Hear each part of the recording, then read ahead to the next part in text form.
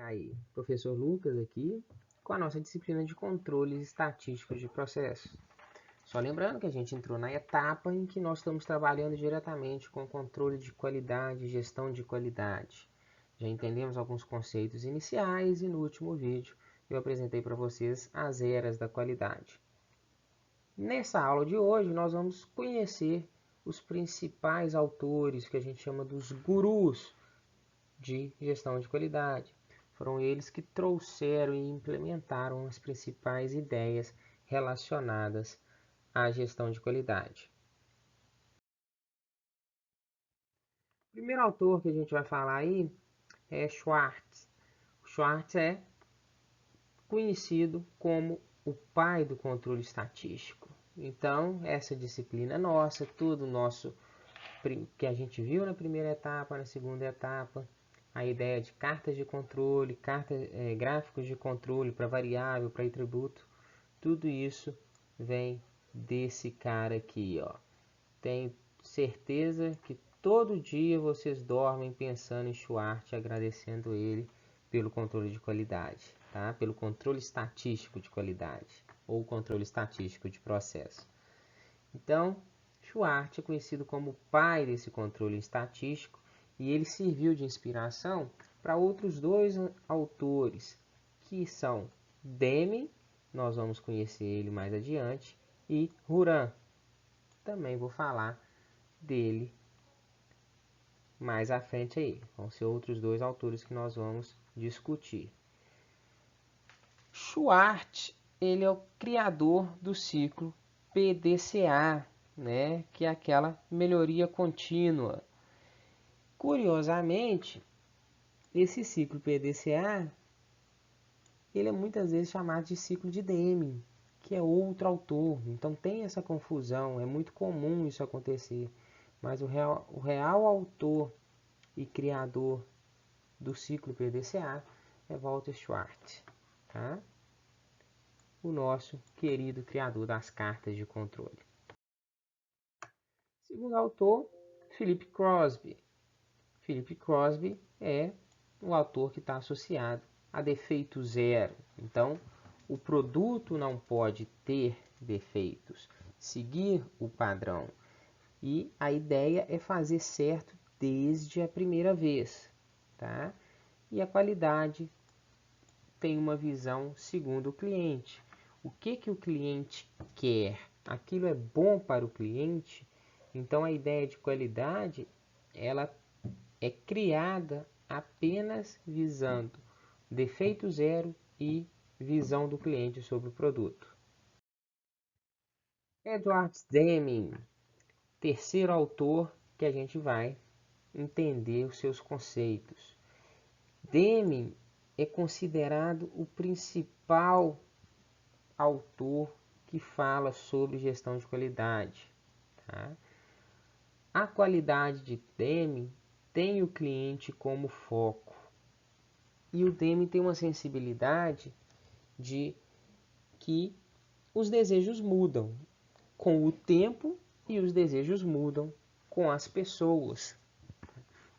Um grande exemplo que a gente tem aí é o setor de telecomunicações. O setor de telecomunicações é um setor que nos últimos 30 anos passou por revoluções gigantescas. Se a gente for pensar 30 anos em que a gente falava de telecomunicações, era ter um telefone fixo em casa e linhas físicas, fios passando para um lado e para o outro numa cidade, levando essa possibilidade de comunicação, isso lá no início dos anos 90, até mais ou menos 2000, né? Até os anos 2000, a gente pensava em telecomunicações como telefonia fixa, tá? Com o tempo, isso foi passando. Telecomunicação passou a estar associada à telefonia móvel. Então, as pessoas conseguiam se comunicar com um celular, de qualquer lugar que elas estivessem. Essa comunicação era feita através de redes sem fio. Então, a gente não precisava daquela conexão física mais. E mais ou menos isso até 2010. Nos últimos 10 anos, a gente utilizava o aparelho de comunicação móvel, que era o celular, mas a ideia de telecomunicação dele, que era comunicar, ficou em segundo plano. A ideia de telefonia dele ficou em segundo plano. Passou-se a dar mais ênfase a uma conectividade constante através de aplicativos de mensagem.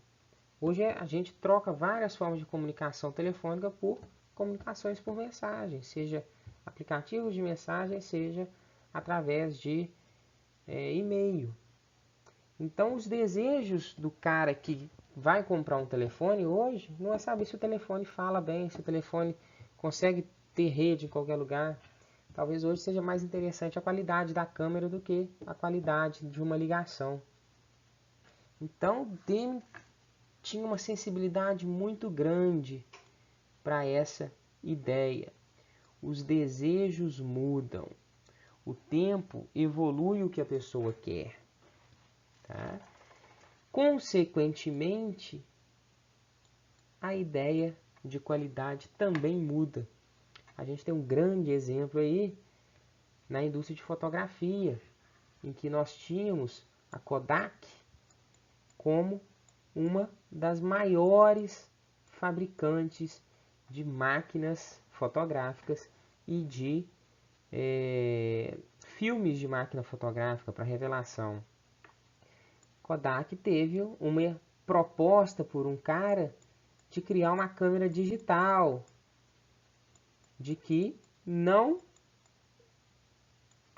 fosse mais preciso filmes.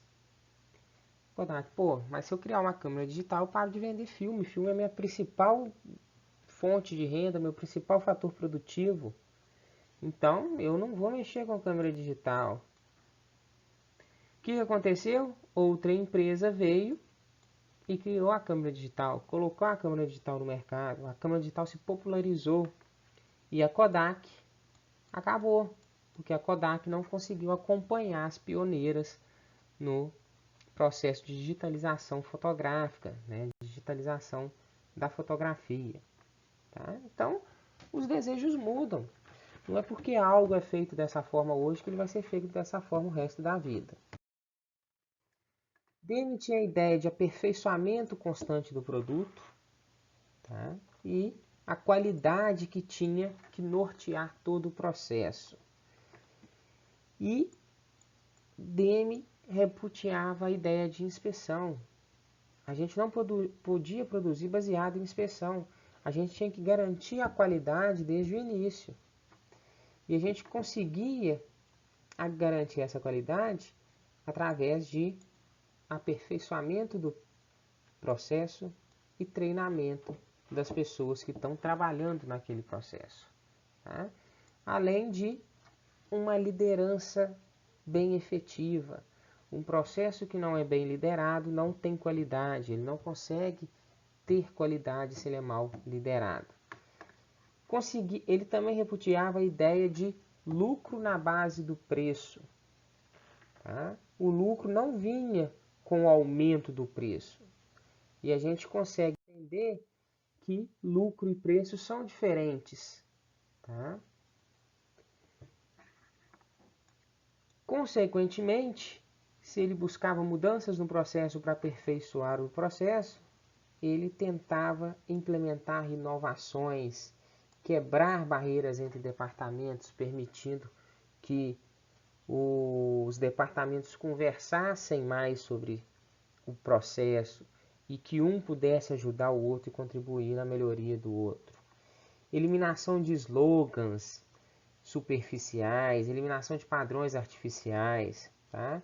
E a ideia de qualidade em todo o processo, inclusive no colaborador, e de que ele tivesse orgulho do que estivesse fazendo.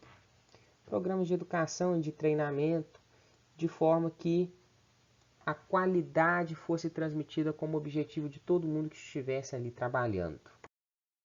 Juran, Joseph Juran. Ideia de planejamento, planejar para conseguir produzir algo sem falhas, produzir melhor.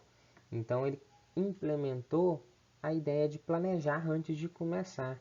consequentemente, avaliação de desempenho e aperfeiçoamento contínuo através de treinamentos. Motivar e apoiar equipes.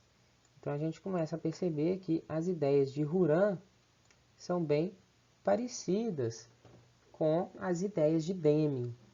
Tá? Apesar de Deming ter uma visão mais ampla, desde antes de começar a produção até depois de que foi produzido. Mas Juran também tinha ideias similares. Por fim, Kharu Ishikawa, autor aí do diagrama de causa e efeito, também conhecido como diagrama de Ishikawa ou diagrama de espinha de peixe. Então, é um diagrama com 5 principais vertentes para identificar causas de um problema.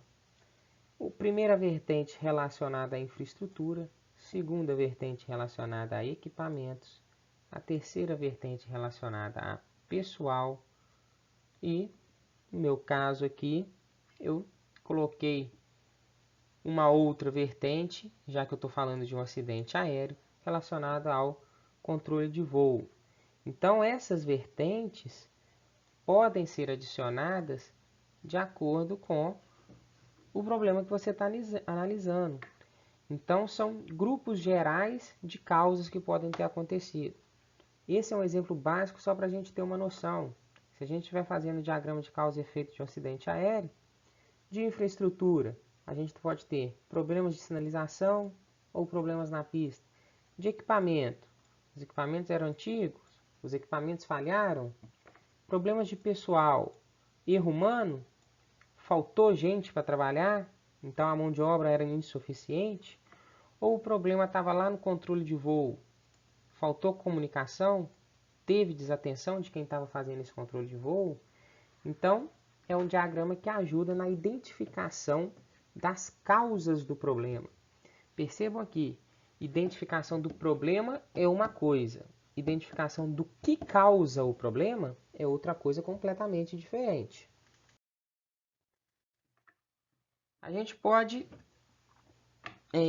definir qualidade de diferentes formas. Então fica um exercício para vocês aí pensar para diferentes pessoas o que é qualidade de alimentos. Tá? Então é um exercício geral para a gente ter esse conceito bem fixado.